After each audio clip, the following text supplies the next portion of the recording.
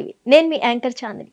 దాదాపు 200 నుంచి 300 కోట్ల వరకు స్కామ్ జరిగింది అంటూ మంగ్లీ కేసు తరపున బాధితుల వైపు నించున్న అడ్వకేట్ సుబ్బు గారు మనతో పాటు ఉన్నారు. అసలు ఇందులో ఎంతవరకు నిజాలు ఉన్నాయి ఏంటి అనేది అయితే సార్ని అడిగి తెలుసుకుందాం. నమస్తే సార్. నమస్కారం అండి.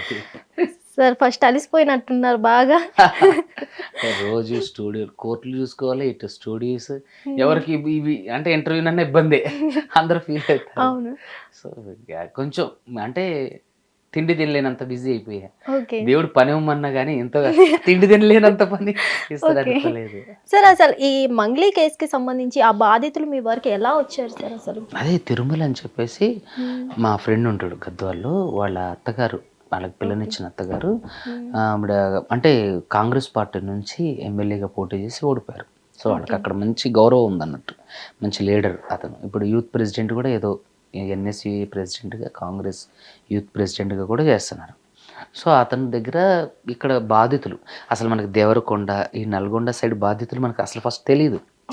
ఎప్పుడైతే ఈ స్కామ్ నేను బయటకు తీసుకొచ్చినా అప్పుడు వాళ్ళు మాతో అంటే అటాచ్ అయ్యారు. సో ఇక్కడ ఇష్యూ ఏం జరిగిందంటే, అక్కడ గద్వాల్ ఆ ఏరియాలో ఉన్నటువంటి ఈ హేమాకాంత్ రెడ్డి అని వినిపిస్తుంది కదా. సో అతను అందులో ఒక బాధితుడు, ఏజెంట్. అతను బాధితుడే ఏజెంట్. తన దగ్గర అన్ని ప్రూఫ్స్ ఉన్నాయి, బ్యాంక్ అకౌంట్ డీటెయిల్స్, ట్రాన్సాక్షన్స్ అన్నీ ఉన్నాయి. సో అతన్ని కావాలని ఫ్రేమ్ చేస్తున్నారు. So what ever it is, అది రేపొద్దున ఈఓడబ్ల్యూ కానీ, తర్వాత సిసిఎస్లో కానీ, కోర్టులో కానీ ఆయన ప్రూవ్ చేసుకుంటాడు తను.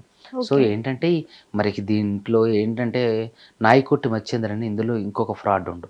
సో తను ఎప్పుడైతే అంటే తను కావాలని ఇచ్చినని అంటున్నారు. వాస్తవానికి నాయకొట్టి మచ్చేందర్ ఫస్ట్లో మంగ్లీకి వ్యతిరేకంగా ఉన్న వ్యక్తి. ఎప్పుడైతే మేము ప్రెస్ మీట్ పెట్టామో మంగ్లీకి అనుకూలం అయిపోయింది. సో ఆ నాయకొట్టి మచ్చేందర్ నన్ను ఫోన్లో బెదిరించిండు, అవి ఆ ప్రూఫ్స్ కూడా ఉన్నాయి.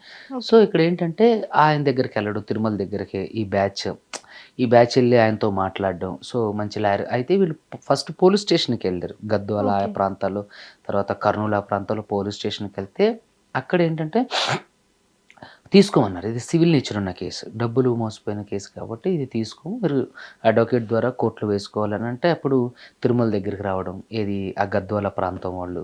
సో తిరుమల మంచి అడ్వకేట్ సార్ కావాలని చెప్పేసి వీళ్ళందరూ వెళ్ళినప్పుడు, అప్పుడు తిరుమల నేను ఉస్మానియా యూనివర్సిటీలో చదువుకున్నప్పుడు ఫ్రెండ్స్. సో అట్లా తిరుమలకి నేను బాగా క్లోజ్.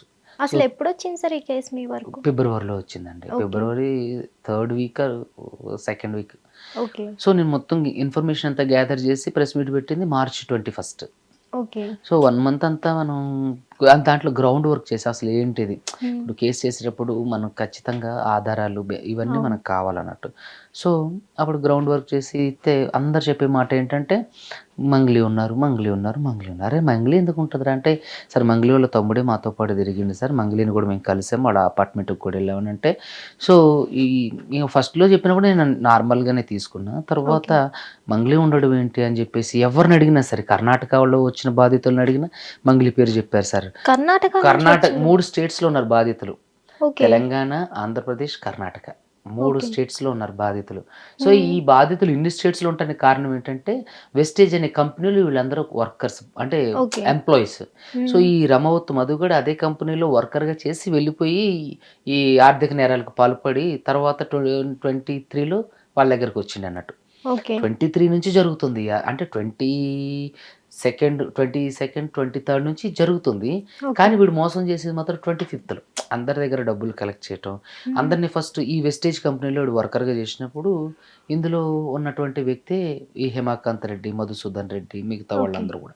సో ఈ 3 స్టేట్స్లలో బాధితులు ఉండటానికి ప్రధాన పునాది పడింది ఆ వెస్టేజ్ కంపెనీలోనే. సో అందులో వర్కర్గా చేసేటప్పుడు ఈవిడ కూడా అందులో వర్కర్గా చేసేటప్పుడు వాళ్ళందరూ పరిచయం. సో అందులో ఉన్న వాళ్ళు ఇందులో పెట్టుబడి పెట్టారు అన్నట్టు.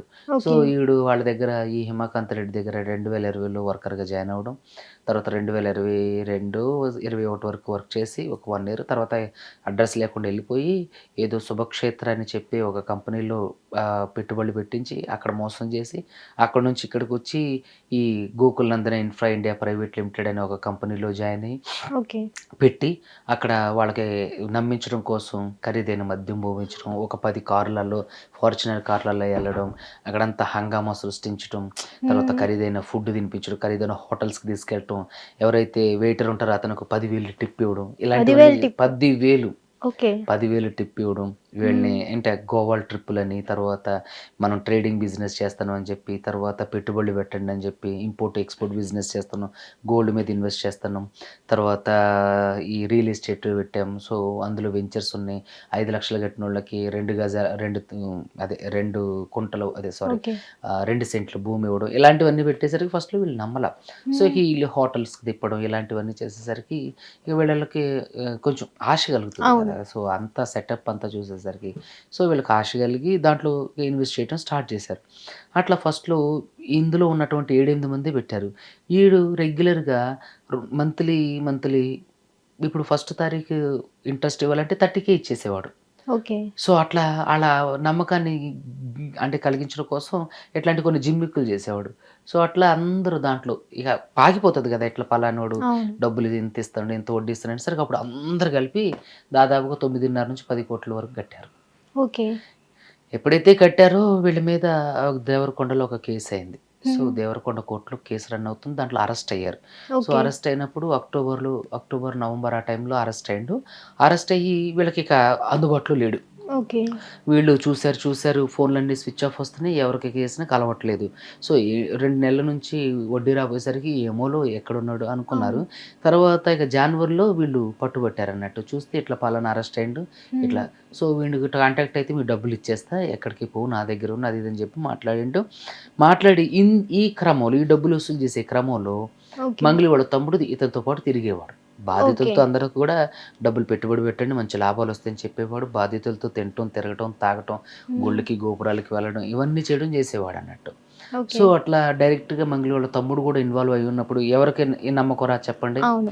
సో మంగ్లీ వాళ్ళ తమ్ముడు ఇంకోటి ఏంటి, ఈ బ్రహ్మవత్తు మధు వాళ్ళ చెల్లిని చేసుకుంటానని అందరికీ చెప్పిండు. ఆ విషయం రమావత్తు ఇప్పుడు శివ చౌహాన్కి మంగ్లీ తమ్ముడికి కూడా తెలుసు. ఓకే. మరి మంగ్లీ గారిని ఎవరిని అడిగితే ఉంటుంది, అవును మమ్మల్ని ఫంక్షన్కి పిలిస్తే వెళ్ళి ఇనాగ్రేషన్ చేసి వచ్చామని. ఇనాగ్రేషన్ చేసి వచ్చిన వాళ్ళు ఇనాగ్రేషన్ తర్వాత వెళ్ళిపోవాలి, కానీ ఇనాగ్రేషన్ తర్వాత కూడా కంపెనీలు వాళ్ళతో పాటు ఎట్లా ట్రావెల్ అవుతారు. అవును. సో ఇవన్నీ జరిగిన తర్వాత అక్కడ అరెస్ట్ అవ్వడం, బాధితులందరికీ డబ్బులు రాపోయేసరికి వీళ్ళు తిరుమల దగ్గరికి రావడం, ఓకే. ఫస్ట్ పోలీస్ స్టేషన్కి వెళ్ళడం, అక్కడ నుంచి తిరుమల దగ్గరికి రావడం, తిరుమల దగ్గర నుంచి నా దగ్గర రావడం.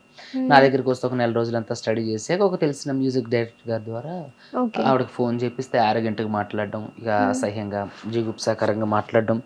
అదే కాల్లో నాతో ఫస్ట్ మాట్లాడినప్పుడు అసలు ఆడెవడో నాకు తెలియదు, వాడికి నాకు సంబంధం లేదండి. తర్వాత చూస్తే వాడితో కలిసిన వీడియోలు, ఫోటోలు అవన్నీ కూడా నేను మీడియాకి లీక్ చేశాను. ఓకే. లీక్ చేసేసరికి తర్వాత నేను ఆవిడ మీద కేసు పెట్టడం, అక్కడ పూజారి నాగేశ్వర గారి ఆఫీస్లో ఆవిడ భౌతిక దాడికి పాల్పడడం, నేను కేసు పెట్టడం, అది ఎఫ్ఐఆర్ అవ్వడం, తనతో మొత్తం మీడియాకి వెళ్ళిపోవడం, ఆవిడ కూడా డిఫెన్స్ చేసుకోవడం కోసం ఏదో కంప్లైంట్ రైట్ అవును. చేయడం,